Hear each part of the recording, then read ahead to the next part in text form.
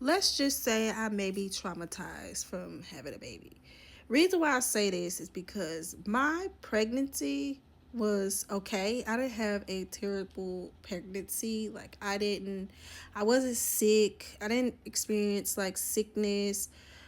And if I did, it would be maybe hunger, but not as far as like throwing up constantly. Yeah, I didn't experience that. But when it came down to actually having her and for my pregnancy to turn into high risk towards the end was very traumatizing for me. Reason being is she, first of all, she was not supposed to be here until December 6th. So she was born a month early. She came November 6th. Well, I'm not going to say she wasn't supposed to be here because she came when she was supposed to be here. So I take that back. I take that back. She had a new exit date. They wanted her out. She wanted to come see the world a little sooner. But anyways, that's neither here nor there. I remember waking up in the middle of the night. I would say it's like 2, 3 o'clock in the morning. And I had to pee. I'm thinking I regularly gotta pee. And I go to the bathroom and I sit on the toilet and I just feel this big ass. It's like, you know how when you peel a scab, it just falls off? Or sometimes you don't even feel a scab falling. Well, yeah, it's like I felt something fall into the toilet. And that shit scared me because I thought my damn baby fell out see, you see how traumatizing this is? I can't even get it out. But it wasn't actually my baby. It was a blood clot. So I ended up going to the hospital, and every time, first of all, I live in Atlanta. So they did it. I don't know. I just, they don't really care about my type of people like that. They don't listen to us. And I say this to say is I kept asking them to please admit me because I am losing a lot of blood. Every time I peed, golf ball, like literally golf ball sizes of blood was dripping out of my vagina.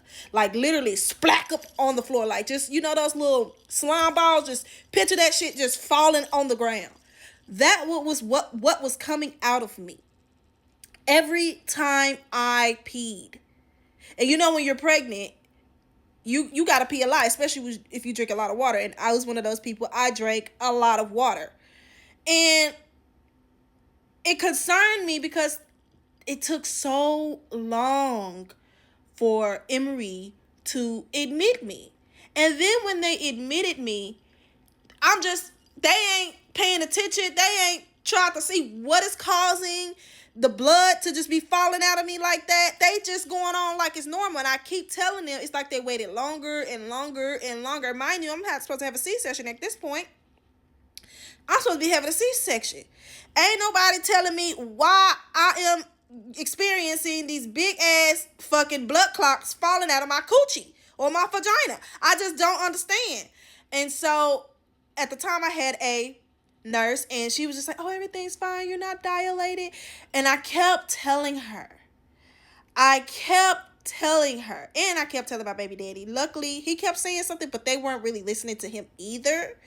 And mind you, this is my first experience having a child.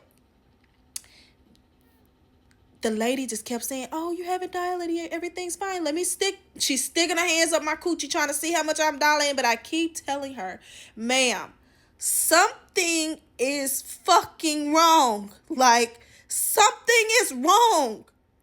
And she just kept on. Every time I would press the button or try to tell them, I'm starting to feel cold at this point. So it wasn't until a sister came in that room. And I looked at her. I will never forget this day. I looked her in her eyes and I was like, ma'am, I have been asking for them to get this baby out of me. And I just genuinely, because I didn't want her to come out deformed. I didn't want her to come out, you know, with a medical issue because they're not listening to me. So I looked at that lady and I told her I have been asking for them to do something because they wouldn't let me eat. Mind you, this is at 2 o'clock in the morning. I've been at the hospital since 2. It's damn near finna be a whole new day. I haven't ate nothing. So one of my sisters came in and she was like, she needs to go to C-section immediately. Because I told her, I'm just, now all of a sudden I'm shivering, I'm getting cold. And I just looked at her and I was like, ma'am, I've been asking for help. And if it wasn't because of her, I don't know if I would have been alive or not. I lost so much blood. I had to have a blood transfusion. And that experience, very much so, has traumatized me. I don't want any more fucking kids. Those doctors, they don't fucking listen to us at all.